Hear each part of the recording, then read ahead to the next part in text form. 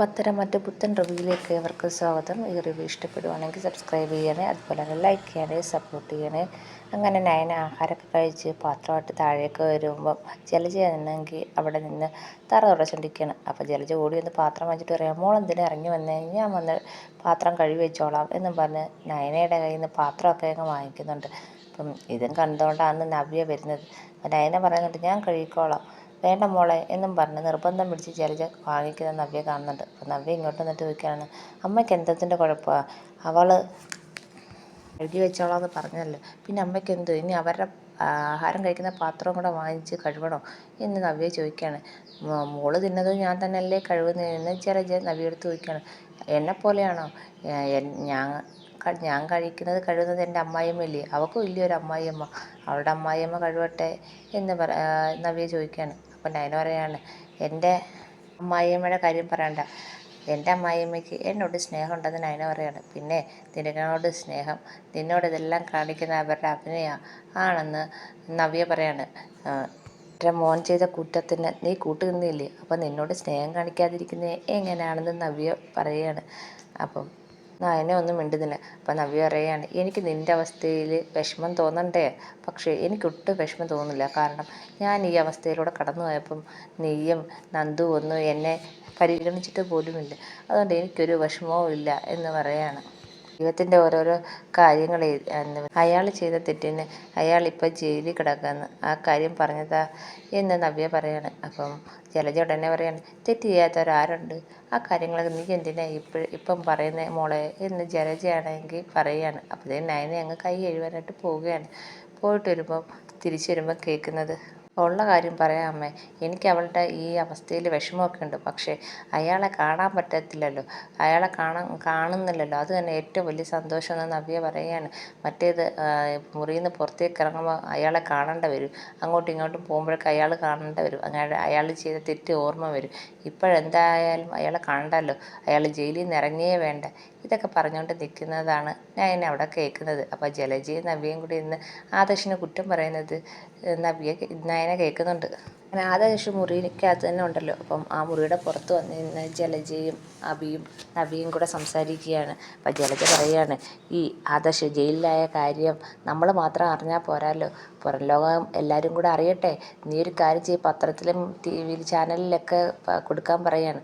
അപ്പോൾ അഭി പറയാണ്, അതങ്ങനെ പെട്ടെന്ന് നടക്കത്തില്ല, അതെന്താ അത് നടക്കാത്ത, അത് എല്ലാവരും ഒന്ന് അറിയട്ടെ എന്ന് ജലജ പറയാണ്. അപ്പം നവ്യ പറയാണ്, ആ കാര്യം ഞാൻ നിന്നോട് പറയണമെന്ന് വിചാരിച്ചിരുന്നേ, നമ്മളെന്തിനാ മറച്ചു വെക്കുന്നത്, എല്ലാവരും ഒന്ന് അറിയട്ടെ എന്ന് നവ്യയും പറയുന്നുണ്ട്. ഇതൊക്കെ ആദർശത്ത് നിന്ന് കേൾക്കുന്നുണ്ട്. നമ്മുടെ സന്തോഷം പുറത്ത് കാണിക്കാൻ പറ്റത്തില്ല, അത് നമ്മളുടെ ഉള്ളിൽ തന്നെ പറ്റത്തുള്ളൂ. പിന്നെ നമുക്ക് ചെയ്യാൻ പറ്റുന്ന ഇങ്ങനെയുള്ള കാര്യങ്ങളിൽ മറ്റുള്ളവർ വിഷമിക്കുന്ന ഒന്ന് കണ്ട് സന്തോഷിക്കണം. ഇവിടെ മുത്തശ്ശൻ ഉൾപ്പെടെ ഇത് അറിഞ്ഞ് ഈ ചാനലിൽ ഇത് വന്നു കഴിഞ്ഞാൽ സങ്കടപ്പെടും, അത് നമുക്ക് കണ്ടുകൂടായോ എന്ന് അഭിയോട് ജലജ ചോദിക്കുകയാണ്.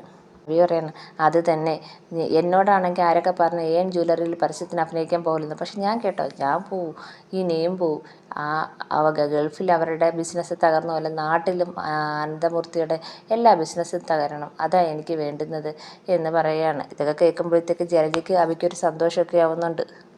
എൻ്റെ അനിയത്തി നയനയുടെ ഇപ്പോഴത്തെ അവസ്ഥയിൽ എനിക്ക് വിഷമമുണ്ട്, പക്ഷെ ഞാൻ അവളെ സപ്പോർട്ട് ചെയ്യത്തില്ല, ഞാനും ഈ ഒരു കാര്യത്തിലൂടെ കടന്നു പോയപ്പോൾ എനിക്ക് ആരുടെയും ഒരു സഹായവും ഇല്ലായിരുന്നു എന്ന് നവ്യ വീണ്ടും പറയുകയാണ്. പറയാണ്, അതുകൊണ്ട് നീ എങ്ങനെയെങ്കിലും ഇത് പത്രത്തിലും ടി വിയിലൊക്കെ കൊടുക്കട്ടെ, എല്ലാവരും ഒന്ന് അറിയട്ടെ എന്ന് അവർ പ്ലാൻ ചെയ്യുന്ന കാര്യം ആദർശകത്ത് നിന്ന് കേൾക്കുന്നുണ്ട്. അപ്പോൾ ആദർശിന് ഭയങ്കര ദേഷ്യം വരുന്നുണ്ട്. അപ്പോൾ ആദർശിന് മനസ്സിലാവുന്നുണ്ട് ഇതിൻ്റെയൊക്കെ പിന്നിൽ അഭിയുണ്ടെന്ന് ഒരു തോന്നൽ ആദർശിനുണ്ടാവുന്നുണ്ട്. അപ്പം ആ കാര്യം ആദർശം ഉറപ്പിക്കുകയാണ്. നന്ദുവാണെങ്കിൽ വീട്ടിലിങ്ങനെ ബോറടിച്ചിരിക്കുകയാണ്. അപ്പോഴാണ് നവീൻ വിളിച്ചത്. എന്തുണ്ട് നന്ദു, ഒന്നുമില്ല, കഴിച്ചോ എന്നൊക്കെ ചോദിക്കുന്നുണ്ട്. അപ്പം നന്ദു പറഞ്ഞ് കഴിച്ച്, നവീനേട്ടൻ കഴിച്ചോ, ഇല്ല, അതെന്താ, അത് നന്ദുവിന് സുഖമില്ലാതെ അന്നേരം തൊട്ട് എനിക്കെന്തോ മനസ്സിനൊക്കെ ഒരു വിഷമം എന്ന് പറയാണ്. അത് കുഴപ്പമില്ല, അല്ലെങ്കിലും നവീനേട്ടനെ വേണ്ടിയാണല്ലോ ഞാൻ സാക്ഷി പറഞ്ഞത്, ആ ഗുണ്ടകളാണല്ലോ എന്നെ ആക്രമിച്ചത്, അതുകൊണ്ടായിരിക്കും നവീനേട്ടന് വിഷമം എന്നൊക്കെ പറയുന്നുണ്ട് നന്ദു. കുഴപ്പമില്ല നവീനേട്ടാ, അതൊക്കെ എൻ്റെ ഡ്യൂട്ടിയില്ലേ, അത് അങ്ങനെ എടുത്താൽ മതി എന്നൊക്കെ നന്ദു ആണെങ്കിൽ സാധാരണ സംസാരിക്കുന്ന പോലെ പറയുന്നുണ്ട്. അപ്പം നവീനാണെങ്കിൽ പറയാണ്, ഇടയ്ക്ക് ഞാൻ വിളിക്കാം, അങ്ങോട്ട് വരാം എന്നൊക്കെ പറഞ്ഞ് ഫോൺ വെക്കുന്നുണ്ട്. അപ്പം നന്ദു വിചാരിക്കുകയാണ്, അനി ഇതുവരെ വിളിച്ചില്ലല്ലോ, ഞാൻ ഇവിടെ ബോറടിച്ചിരിക്കുന്ന അവനറിയാലോ എന്ന് വിചാരിക്കുമ്പം തന്നെ അനി വിളിക്കുന്നുണ്ട്. അപ്പം അവർ തമ്മിൽ സംസാരിക്കുമ്പം തന്നെ പറയുന്നുണ്ട്, നവീൻ ചേട്ടൻ ഇപ്പം വിളിച്ച് വെച്ചതേ ഉള്ളൂ. അവൻ നിന്നെ വിളിച്ചോ? ആ, എന്തിനാ വിളിച്ചേ? അത് ചുമ്മാ വിളിച്ചിട്ട് ഞാൻ ആഹാരം കഴിച്ചോ എന്നൊക്കെ ചോദിച്ചു. ഓ, നിൻ്റെ എല്ലാ കാര്യത്തിലും ഇപ്പോൾ അവൻ ഇടപെടാൻ തുടങ്ങിയോ എന്ന് ചോദിക്കുകയാണ്. ഏയ്, അത് ചുമ്മാ ഇങ്ങനെ വെറുതെ ചോദിച്ചതാ, ഞാനിങ്ങനെ ബോറടിച്ചിരിക്കുമല്ലോ, അതുകൊണ്ട് ഇടയ്ക്ക് വിളിക്കുന്നതാണെന്ന് പറയാണ്. നന്ദു പറയുന്നുണ്ട്, എന്താ നവീൻ ചേട്ടൻ ഇനി എന്നോട് പ്രേമം അങ്ങനെ ഉണ്ടോ എന്ന് അറിഞ്ഞുകൂടാ എന്ന് നന്ദു പറയുന്നുണ്ട്. ഇത് കേൾക്കുമ്പോഴത്തേക്ക് എനിക്കൊരു വിഷമവും ദേഷ്യവും ഒക്കെ വരുന്നുണ്ട്. ഈ ഉടനെ ചോദിക്കുകയാണ്, അവനെന്താ അങ്ങനെ എന്തെങ്കിലും പറഞ്ഞോ എന്ന് ചോദിക്കുകയാണ്. ഏയ്, അങ്ങനൊന്നും പറഞ്ഞില്ല.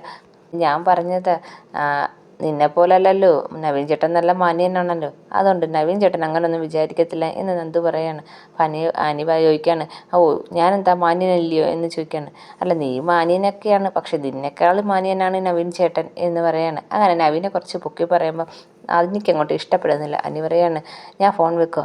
അപ്പോൾ നന്ദു ചോദിക്കുകയാണ്, ഓ, ഞാൻ നവീൻ ചേട്ടനെ പൊക്കി പറഞ്ഞത് നിനക്കങ്ങോട്ട് ഇഷ്ടപ്പെട്ടില്ല.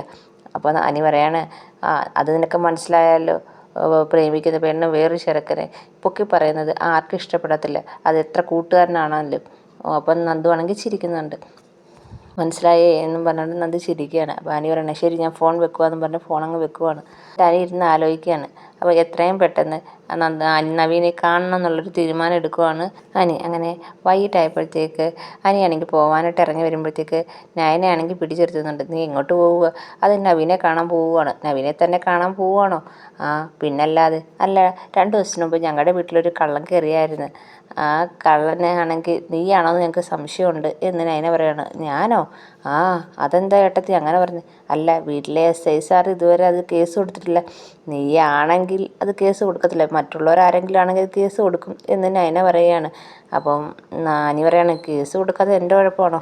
ആ, നിൻ്റെ കുഴപ്പം തന്നെ, നീ ആയതുകൊണ്ടാണ് നന്ദു കേസ് കൊടുക്കാത്തത് എന്ന് പറയുകയാണ്. പനി പറയാണ്, ഞാനാണെങ്കിൽ അങ്ങോട്ട് പോയതേ ഇല്ല.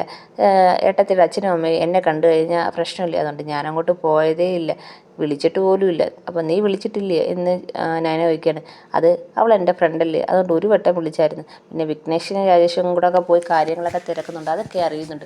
അപ്പോൾ നയന പറയണം, അതാ നല്ലത്, അവരെ വീട്ടിൽ കാര്യങ്ങളൊക്കെ അറിയുന്നേ നല്ലത്, നീ അങ്ങോട്ട് പോവാതിരിക്കുന്നേ നല്ലത്. ഇപ്പം നീ നവീനെ തന്നെ കാണാനാണോ പോകുന്നത്? അല്ലെങ്കിൽ ഏട്ടത്തി നവീനെ ഒന്ന് വിളിച്ച് ചോദിക്കാൻ പറയാണ്. അത് കഴിഞ്ഞ് നേരെ ഞങ്ങളുടെ വീട്ടിലോട്ട് പോവാതിരിക്കല്ലേ എന്ന് നയന പറയാണ്. ഏയ്, ഇല്ല ചേട്ടത്തി, ഒരു കാര്യം ചെയ്യ്, അവിടെ മുറിയിൽ ഒരാൾ ഒറ്റയ്ക്കിരിക്കില്ല, അങ്ങോട്ട് ചെല്ല് എന്ന് അനി പറയാണ്. അത് ഞാൻ എന്താണെന്ന് വെച്ചാൽ ചെയ്തോളാം, ഞാൻ പറഞ്ഞതെല്ലാം ഓർമ്മയുണ്ടല്ലോ എന്ന് നയനയാണെങ്കിൽ അനിയൊരു താക്കീതൊക്കെ കൊടുക്കുന്നുണ്ട്. അങ്ങനെ അനി അങ്ങ് പോവുകയാണ്. നയനയാണെങ്കിൽ നേരെ മുറിയിലേക്ക് വരുമ്പോൾ ആദർശാണെങ്കിൽ ഇങ്ങനെ വിഷമിച്ചിരിക്കുന്നുണ്ട്. എന്താ? അല്ല, ഞാനിവിടെ നിന്നപ്പോൾ പുറത്ത് അപ്പച്ചിയും അബിയും നവിയും കൂടെ സംസാരിക്കുന്നത് കേട്ട് എനിക്കിപ്പോൾ ഒരു കാര്യം ഉറപ്പായി. എന്നെ ജയിലിൽ കിടത്താൻ അതിന് പുറകെ കളിച്ചത് അബിയാണെന്ന് എനിക്ക് ഉറപ്പായി എന്ന് പറയുകയാണ് നയനയോട് ആദർശ്. നയന പറയണം, അന്ന് അമ്മയാണെങ്കിൽ അപ്പച്ചിയോട് ഇതൊക്കെ പറഞ്ഞപ്പം എന്തിനാ പറഞ്ഞതെന്ന് എനിക്ക് തോന്നി, പക്ഷേ ഇപ്പം തോന്നുന്നു അത് പറഞ്ഞത് കാര്യമായി, അല്ലെങ്കിൽ നമ്മുടെ മുന്നിൽ വെച്ച് ആദർശ് ചേട്ടൻ ജയിലിലായതിന് ആഘോഷം നടത്തിയേനെ എന്ന് നയന പറയാണ്. അപ്പം ആദർശ് പറയാണ്, ഇതുപോലൊരു സാഹചര്യത്തിൽ ചിലപ്പോൾ നവ്യയോടും പറയേണ്ടി വരും എന്ന് പറയുകയാണ്. ഉടനെ നയന പറയാണ്, അത് മറ്റുള്ളവരെ പോലല്ലോ ചേച്ചി ഒന്നും അറിയാതെ, സത്യസന്ധമായ കാര്യങ്ങളൊന്നും അറിയാതല്ലേ അവരെ കൂടെ കൂട്ടി നിന്ന് നമ്മളെ കുറ്റപ്പെടുത്തുന്നത് എന്ന് പറയാണ്. അപ്പോഴാണെങ്കിൽ ആദർശ് നയനെ ഒന്ന് സമാധാനപ്പെടുത്തുന്നുണ്ട്. ഒരു കാര്യം ചെയ്ത് നീ ഒരുങ്ങിയിട്ട് വാ, നമുക്കൊന്ന് പുറത്ത് കറങ്ങിയിട്ട് വരാം. അപ്പോഴാണ് പറയുന്നത്, അനിയാണെങ്കിൽ പുറത്തേക്ക് പോയേക്കുന്നതേ ഉള്ളൂ, കുറച്ച് നേരം കഴിഞ്ഞ് നമുക്ക് പോകാം എന്ന് പറയാണ്. അപ്പം ആദർശ് ചോദിക്കുന്നത്, അവൻ ഈ രാത്രി എവിടെ പോയതാ? അല്ല, അവൻ നവീനെ കാണാൻ പോയെന്നാണ് പറഞ്ഞത്. 2 ദിവസത്തിന് മുമ്പ് ഞങ്ങളുടെ വീട്ടിലൊരു കള്ളൻ കയറിയെന്ന് പറഞ്ഞ ഓർമ്മയുണ്ടോ? അത് ഇവനാണോ എന്ന് സംശയമുണ്ട്, നന്ദുവിനെ കാണാൻ വന്നതാണോ എന്നൊരു സംശയം നയന പറയുന്നുണ്ട്. മാത്രമല്ല, കുറച്ച് നാൾ മുമ്പ് നമ്മളാണെങ്കിൽ ഒന്ന് കറങ്ങാൻ പോയ സമയത്ത് ബീച്ചിൽ വെച്ച് നമ്മൾ അനിയെ കണ്ടല്ലോ, കൂടെ നന്ദു ഉണ്ടോ നമ്മൾ സംശയിച്ച്, അവൾ തന്നെ ഉണ്ടാകും എന്ന് നമുക്ക് ഉറപ്പിക്കാം എന്ന് നയന പറയാണ്. അങ്ങനെയാണെങ്കിൽ നമുക്ക് പോയി അവർക്ക് പോകാൻ സ്ഥലമുള്ളിടത്തെല്ലാം ഒന്ന് നോക്കിയിട്ട് വരാമെന്ന് ആദർശ് പറയുമ്പോൾ, ഇപ്പം എന്തായാലും പോകാൻ വഴിയില്ല, അവൾക്ക് വയ്യാത്തത് കൊണ്ട് അവൾ പുറത്തിറങ്ങത്തില്ല എന്ന് നയന പറയുകയാണ്. ആദർശ് ചോദിക്കാൻ, ഇപ്പോഴും അവർ തമ്മിലുള്ള അടുപ്പം മുന്നോട്ട് കൊണ്ടുപോകുന്നുണ്ട് ഇല്ലേ എന്ന് ചോദിക്കുന്നുണ്ട്. അപ്പോൾ നയന പറയണം, ഉണ്ടെന്നാണ് തോന്നുന്നത് എന്ന് അവർ രണ്ടുപേരും അനിയെയും നന്ദുവിനെയും കുറിച്ച് സംസാരിച്ചുകൊണ്ടിരിക്കുകയാണ്. അനിയാണെങ്കിൽ നേരെ നവീനെ കാണാൻ പോവുകയാണ്. പിന്നെ ഇപ്പോഴും ചോദിച്ചുകൊണ്ടിരിക്കുകയാണ്, നീയാണെങ്കിൽ നന്ദുവിൻ്റെ അടുത്ത് കാര്യം പറഞ്ഞു ഇല്ല. വ്യക്തമായി പറയാത്തത് കൊണ്ടല്ലേ. നീ വിചാരിക്കുന്ന പോലെയല്ല പെണ്ണുങ്ങളുടെ സൈക്കോളജി. ആദ്യമൊക്കെ ഇഷ്ടമല്ലെന്ന് പറഞ്ഞെങ്കിലും അത് മനസ്സിട്ട് തന്നെ ആലോചിച്ച് കുറച്ച് ദിവസം കഴിയുമ്പോൾ ആ തീരുമാനം മാറ്റും. അതുപോലെ ആയിരിക്കും നന്ദു എന്ന് നവീൻ പറഞ്ഞു കൊടുക്കുകയാണ് ആനിയോട്. നീ വിചാരിക്കുന്ന പോലല്ല കാര്യങ്ങൾ. നിൻ്റെ അമ്മ സമ്മതിക്കുമോ? നിൻ്റെ അമ്മ സമ്മതിക്കാത്തോളം നന്ദുവിൻ്റെ അച്ഛൻ ഒരിക്കലും ആ വിവാഹത്തിന് സമ്മതിക്കത്തില്ല. നീ ഒന്നും മിണ്ടാതിരിക്കുക. എൻ്റെ അമ്മയുടെ കാര്യം ഞാൻ നോക്കിക്കോളാം. അതൊന്നും നീ നോക്കേണ്ട ആവശ്യമില്ലെന്ന് നവീൻ പറയുകയാണ്. നീ വിചാരിക്കുന്ന പോലെയല്ല കാര്യങ്ങൾ. വീട്ടുകാർക്ക് ഇഷ്ടമല്ലാത്തൊരു വിവാഹം കഴിച്ചു കഴിഞ്ഞാൽ പിന്നെ വീട്ടിലൊരു സമാധാനവും കാണത്തില്ല, നിനക്കൊരു സ്വസ്ഥതയും കാണത്തില്ല എന്നൊക്കെ അനിയാണെങ്കിൽ നവീനെ പിന്തിരിപ്പിക്കാൻ പലതും പറയുന്നുണ്ട്. പക്ഷെ നവീൻ ഇതൊന്നും കേൾക്കുന്നില്ല. നവീൻ, നീ പറഞ്ഞില്ലെങ്കിൽ ഞാൻ പറയാം എന്നൊക്കെ ഉള്ളൊരു നിലപാടെടുക്കുകയാണ്. കാരണം അനിയാണെങ്കിൽ ഇങ്ങനെ ഓരോന്ന് പറയുന്നത് എടുക്കുമ്പം നവീൻ പറയാണ്, നീയാണെങ്കിൽ എന്നെ എപ്പോൾ നോക്കിയാലും നിരുത്സാഹപ്പെടുത്തത്തേ ഉള്ളൂ. എന്താ നീ വേറൊന്നും വിചാരിച്ചില്ലെങ്കിൽ ഞാൻ ഒരു കാര്യം ചോദിക്കാം. നിനക്കെന്താ നന്ദുവിനോടൊരു താല്പര്യമുണ്ടോ എന്ന് നവീനാണെങ്കിൽ അനിയോട് നേരിട്ട് ചോദിക്കുന്നു. ഇതൊക്കെയാണ് വിശേഷം. പക്ഷേ അനി പറയത്തില്ല. അനി അപ്പോഴും പറയും, ഏയ് ഞങ്ങൾ തമ്മിൽ ഫ്രണ്ട്സ് ആണെന്നേ പറയത്തുള്ളൂ. ഇതൊക്കെയാണ് ഇന്നത്തെ വിശേഷം. എല്ലാവർക്കും ഇഷ്ടപ്പെട്ടെങ്കിൽ സബ്സ്ക്രൈബ് ചെയ്യണേ, അതുപോലെ തന്നെ സപ്പോർട്ട് ചെയ്യണേ.